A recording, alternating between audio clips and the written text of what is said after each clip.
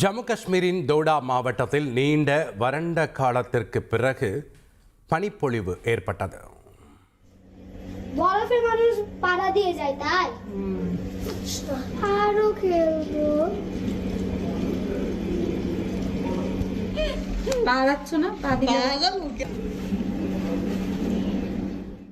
உலகிலேயே இரண்டாவது மிகவும் குளிரான கிராமமாக கருதப்படும் கார்கில் மாவட்டத்தில் உள்ள திராஸ் கிராமம் கொட்டும் கடும் பனிப்பொழிவால் வெண்பஞ்சு கம்பளி போர்த்தியது போல் மினி ஒண்டர்லேண்டாக காட்சியளித்தது.